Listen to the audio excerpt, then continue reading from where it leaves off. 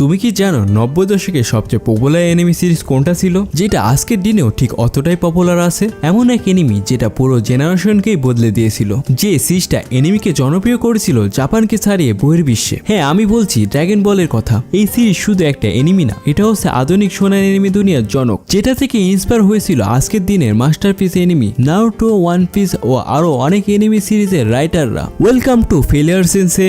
আজকে আমি এক্সপ্লেন করতে যাচ্ছি লেজেন্ডারি আকিরা তোরিয়ামার তৈরি ড্রাগন বলকে। তো আর বেশি কথা না বাড়িয়ে চলুন শুরু করা যাক এপিসোড নাম্বার 1। এপিসোডের শুরুতে দেখি দূরের এক ম্যাজিক্যাল জঙ্গলে কোহান নামের একজন বয়স্ক মার্শাল আর্ট মাস্টার থাকতেন। তিনি একদিন জঙ্গলে ঘোরার সময় ছোট্ট একটা বাচ্চাকে খুঁজে পান। তিনি ওই বাচ্চাটাকে নিজের ছেলের মতোই মানুষ করেন আর তার সাথে বাচ্চাটাকে মার্শাল আর্ট শিখে মজবুত করে তোলেন। বাচ্চাটাও বড় হওয়ার সাথে সাথে আস্তে আস্তে শক্তিশালী হয়ে ওঠে। বাচ্চাটি, যার নাম গোকু, গোকু এখন একাই থাকে। তার উপরে দায়িত্ব আছে তার দাদা শেষ রেখে যাওয়া সম্পদ ড্রাগন বলকে রক্ষা করার। বর্তমানে গোকুকে দেখি সে তার দৈনন্দিন কাজ করছিল। প্রথমে সে পাহাড়ে গিয়ে গাছ কেটে আনে, তারপর বাড়িতে এসে মার্শাল আর্ট প্র্যাকটিস করতে থাকে এবং তার কেটে আনা গাছকে ঘুষি মেরে টুকরো টুকরো করে ফেলে। আমরা এখানে বুঝতে পারি গোকুর শরীরে অসাধারণ এক শক্তি আছে। আমরা দেখি গোকুর বাড়ির এদিকে এক অজানা গাড়িকে আসতে। গাড়ি থেকে একটা কম বয়সী মেয়ে বের হয়। মেয়েটা তখন তার কাছে থাকা রাডার বের করে কিছু একটা লোকেশন দেখতে থাকে। এদিকে দেখি গোকুর কাছে থাকা ড্রাগন বলটি চমকাতে শুরু করে। গোকু এদিকে বেশি একটা মনোযোগ না দিয়ে সে তার খাবার জোগাড় করতে বেরিয়ে পড়ে। জঙ্গলের ভিতরে হাঁটার সময় গোকুকে একটা বাঘ তাড়া করে। গোকু বাঘটার হাত থেকে বাঁচতে দৌড়াতে শুরু করে। বাঘটা তার পিছু নিতে থাকে। তখন গোকু দৌড়াতে দৌড়াতে একটা খাদের ভিতরে লাফ দিলে তার পিছনে পিছনে আসতে থাকা বাঘও তার সাথে লাফ দেয়। কিন্তু বাঘটা খাদে পড়ে গেলেও গোকু খাদে কিনারে থাকে গাছের ডাল ধরে বেঁচে গেলেও গাছটার ডাল ভেঙে যাওয়াতে গোকু পানিতে পড়ে যায়। তার জামা কাপড় পানিতে ভিজে যাওয়ার কারণে সে শুকাতে শুরু করে। তখন তার মাথায় আইডিয়া আসে যে তার লেজ দিয়ে মাছ ধরার এবং একটা অনেক বড় কিংফিশকেও ধরে ফেলে। গোকু মাছটাকে নিয়ে বাড়ির দিকে আসছিল। ঠিক তখনই কিছুক্ষণ আগে দেখে গাড়িটা পিছন থেকে এসে গোকুকে ধাক্কা দেয়। এতে গোকু ধাক্কা লেগে দূরে গিয়ে পড়ে। গাড়ির ভিতরে থাকা মেয়েটা ভয় পেয়ে যায় আর বলে ছেলেটা আবার মারা যায়নি তো। কিন্তু গোকুকে দেখি তার কিছুই হয়নি। গোকু জঙ্গলে থাকতো, এজন্য তার গাড়ি সম্বন্ধে কোনো আইডিয়াই ছিল না। তাই সেভাবে গাড়িটা একটা মনস্টার, আর এই মনস্টারটা তার মাছকে তার থেকে ছিনিয়ে নিতে এসেছে। তাই সে গাড়িটাকে তুলে দূরে ছুঁড়ে মারে। তার কাছে থাকা ম্যাজিক্যাল লাঠি দিয়ে গাড়িটাকে ভাঙতে শুরু করে। গাড়িতে থাকা মেয়েটা তখন বন্দুক বের করে গোকুর উপরে গুলি চালিয়ে দেয়। কিন্তু আমরা দেখি গুলিতে গোকুর কিছুই হয় না। এখানে বোঝা যায় গোকু কোনো সাধারণ বাচ্চা না, সে অনেক শক্তিশালী। তবে গোকুর ব্যথা ঠিকই লাগে। মেয়েটা এটা দেখে অবাক হয়ে যায় আর বলে তুমি এখনো বেঁচে আছো কিভাবে? গোকু ভাবে মনস্টারটা তার উপরে কোনো কালো জাদু করে দিয়েছে। তাই সে তার লাঠি বের করে গাড়িটাকে আবারও ভাঙচুর করতে শুরু করে। মেয়েটা বলে আরে থামো, আমি কোনো মনস্টার না, আমিও তোমার মতনই মানুষ। তারপর সে গাড়ি থেকে বের হয়ে আসে। গোকু প্রথমবার বাইরের দুনিয়ার মানুষ দেখে অনেকটা অবাক হয়। মেয়েটা বলে তুমি ভালো করে দেখো, আমিও তোমার মতন মানুষ। গোকু মেয়েটাকে ঘুরে ঘুরে দেখতে থাকে আর বলে তোমাকে দেখে তো মনে হচ্ছে মানুষই, কিন্তু তোমাকে দেখে মনে হচ্ছে না তুমি অত শক্তিশালী, আর তুমি এত পাতলা কেন? মেয়েটা বলে আরে বলদ, কারণ আমি একটা মেয়ে। গোকু বলে আমি শুধু আমার দাদা বাদে আর কোনো মানুষকেই দেখিনি, আজ জীবনে প্রথম কোনো মেয়েকে দেখলাম। কিন্তু আমার দাদা আমাকে বলেছিল মেয়েদের সাথে দেখা হলে আমি যেন তাদের সাথে ভালো ব্যবহার করি। মেয়েটা বলে যাক, তোমার দাদা কাজে কাজ একটা করেছে। তারপর গোকু মেয়েটাকে অদ্ভুত রকম ভাবে চেক করতে থাকে। তোমরা দেখে নাও গোকু চেক করার স্টাইল। মেয়েটা বলে আরে আরে তুমি কি করছো এটা?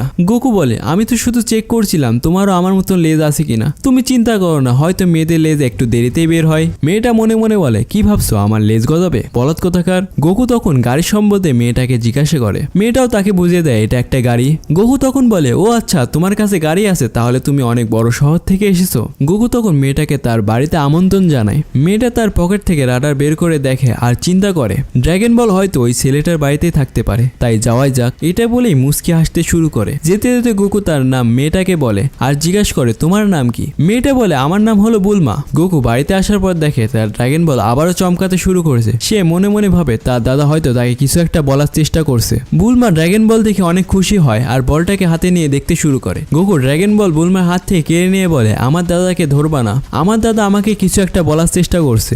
বুলমা তখন তার কাছে থাকা দুইটা ড্রাগন বল বের করে দেখায়। গোকু বলে আরে দুইটা দাদা?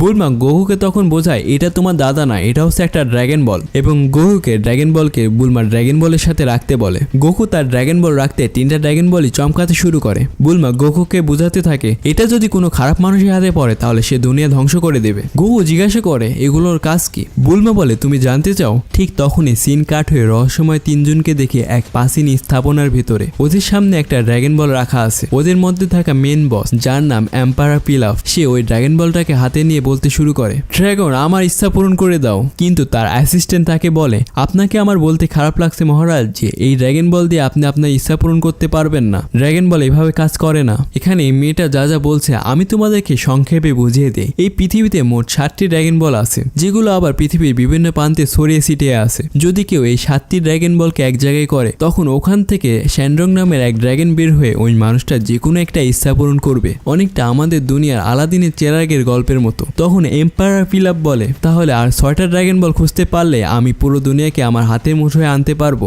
সম্পূর্ণ দুনিয়ায় আমি একাই রাজত্ব করব। সিন শিফট হয়ে গোকুর দিকে আসে। গোকু বলে তাহলে এটা সত্যিই কাজ করে? কিন্তু আমার দাদা কেন বলেনি আমাকে এগুলোর কথা? বুলমা বলে এটাও তো হতে পারে উনি জানতেন না এটার ব্যাপারে। সত্যি এটাই হলো যে আমি আর তুমি দুনিয়ার মধ্যে এমন কিছু মানুষ যারা এই ড্রাগন বল সম্পর্কে জানে। গোকু বলে তুমি কিন্তু আবার আমার দাদাকে তোমাদের ড্রাগন বলের সাথে মিক্স করো না। বুলমা বলে চিন্তা করো না, প্রত্যেকটা ড্রাগন বলের ভিতরে আলাদা আলাদা সংখ্যার স্টার থাকে। গোকু বলে হ্যাঁ বুঝতে পারছি, আমার দাদার বলে 4টা স্টার আছে। বুলমা মনে মনে বলতে থাকে আমার বিশ্বাসই হচ্ছে না, এই মাসের মধ্যে আমি 3টা ড্রাগন বল জোগাড় করে ফেলেছি। সবগুলো ড্রাগন বল জোগাড় করতে পারলে শ্যান্ড্রং এর কাছে আমি পারফেক্ট বয়ফ্রেন্ডের উইশ করব। তারপর বুলমা গোকুকে বলে আচ্ছা গোকু তোমার ড্রাগন বল আমাকে দিবে তাই না? গোকু বলে এটা জীবনেও আমি তোমাকে দেব না, এই ড্রাগন বল আমাকে আমার দাদা দিয়েছে। তুমি মেয়ে হয়েছো তো কি হয়েছে, এর মানে এই না যে আমি তোমাকে আমার ড্রাগন বল দিব। বুলমা বলে কিন্তু তোমার দাদা বলেছিল মেয়েদের সাথে ভালো ব্যবহার করতে। গোকু তখন বুলমাকে জিবি চাকাতে শুরু করে। তারপর বুলমা গোকুকে বলে শোনো তুমি যদি তোমার ড্রাগন বল আমাকে দাও তাহলে তোমাকে আমার এই কাপড়টা দেব। গাইস তোমরাই তো দেখতে পাচ্ছ বুলমা কোন কাপড়টা দেওয়ার কথা বলছে। কিন্তু আমাদের সিগমা গোকু বলে তোমার এই নোংরা কাপড় নিয়ে আমি কি করব? বুলমা তখন রেগে গিয়ে গোকুর উপরে চিল্লাতে শুরু করে আর বলে কি বলছো আমার এই কাপড়ের ব্যাপারে? ওহো আমি এখন কি করব? আচ্ছা গোকু তুমি আমার সাথে চলো, তুমি আমার পার্টনার হবে। গোকু বলে আমি তোমার পার্টনার হব? বুলমা তখন গোকুকে অনেক বুঝিয়ে সুঝে তার সাথে যাওয়ার জন্য রাজি করিয়ে নেয়। বুলমা বলে এই বাচ্চাটা অনেক জেদি, ওকে আমার ইচ্ছা পূরণ করা পর্যন্ত আমার সাথে রাখবো বডিগার্ড বানিয়ে। গোকু জিজ্ঞাসা করে আচ্ছা বুলমা ড্রাগন বল তো পৃথিবীর যে কোনো প্রান্তেই থাকতে পারে, তাহলে আমরা ওগুলো কিভাবে খুঁজবো? বুলমা বলে তুমি জানো তুমি কার সামনে দাঁড়িয়ে আসো? সে তার কাছে থাকা রাডার বের করে গোকুকে দেখায় আর ওই রাডারে আমরা দেখি তাদের সবচেয়ে কাছে থাকা ড্রাগন বলটিও তাদের থেকে 750 মাইল দূরে ছিল। গোকু জিজ্ঞাসা করে এটা কি অনেক বেশি দূরে? বুলমা বলে এটা বুঝে নাও যে ওখানে আর হেঁটে যাওয়া যাবে না, আর তুমি তো আমার গাড়িও ভেঙে ফেলেছো, তাই অন্য কিছু ভাবতে হবে। তখন বুলমা তার ব্যাগ থেকে একটা বক্স বের করে ওর মধ্যে থেকে একটা ক্যাপসুল মাটিতে ছুঁড়ে মারে আর তখনই ওই ক্যাপসুল থেকে একটা বড় মোটরসাইকেল বের হয়ে আসে। গোকু এটা দেখে অনেক অবাক হয়ে যায় আর বলে বুলমা তুমি কি এখন কোনো কালো জাদু করলে? তারপর ওরা ওই বাইকে উঠে তাদের যাত্রা শুরু করে। ওরা কিছু দূর যাওয়ার পরে বুলমা বাইক থামিয়ে বাথরুম করার জন্য গাছের পিছনে যায়। গোকু বলে আমি বুঝতেছি না, ও তো এখানেও টয়লেট করতে পারতো, গাছের পিছনে যাওয়ারই বা দরকার কি? তখনই বুলমা গোকুকে চিল্লে চিল্লে ডাকতে থাকে গোকু এদিকে আসো। গোকু ওখানে গিয়ে দেখে ডাইনোসরের মতন একটা পাখি বুলমাকে ধরে রেখেছে। ওই ডাইনোসরটা তখন গোকুকে বলে বুলমা আমার ফ্রেন্ড, ওকে আমি এখান থেকে নিতে এসেছি। আর এরকম আবল তাবল বুঝিয়ে গোকুকে একটা গাছের সাথে দড়ি দিয়ে বেঁধে ফেলে। তারপর বুলমাকে নিয়ে চলে যেতে থাকে। বুলমা তো কান্না করতে করতে সাহায্যের জন্য ডাকে। ডাইনোসরটা তখন বলে একটু কান্না বন্ধ করো, আজকে আমার ভালো ডিনার হবে। এদিকে গোকু বলে বুঝতে পারছি বুলমা বিপদে আছে, কিন্তু এত চিল্লানির দরকার কি? মানুষ তো আসতে বললেও শুনতে পারে।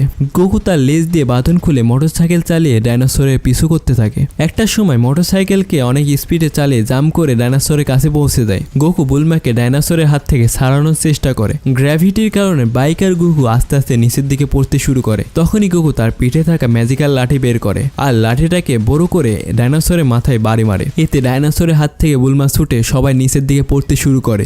গোকু মাটিতে ঠিকমতো ল্যান্ড করলেও ডাইনোসরটা গিয়ে পড়ে গভীর খাদে। আর বুলমা ও তো পাহাড়ের কিনারায় এক গাছের ডালে ঝুলে থাকে। বুলমা আটকে রাখা বাথরুম তখন ওখানেই হয়ে যায়। বুলমা কাঁদতে কাঁদতে গোকুকে সাহায্যের জন্য ডাকে। গোকু তখন বুলমাকে ওখান থেকে নামিয়ে আনে। ওরা তখন ওদের যাত্রা আবারও শুরু করে ড্রাগন বলের উদ্দেশ্যে। আর এই এপিসোডটা এখানেই শেষ হয়ে যায়। গাইস তোমাদের যদি আমার এক্সপ্লেন ভিডিও ভালো লেগে থাকে অবশ্যই একটা লাইক করে দিও, আর পরবর্তী ভিডিও পেতে চ্যানেলটাকে অবশ্যই একটা সাবস্ক্রাইব করো।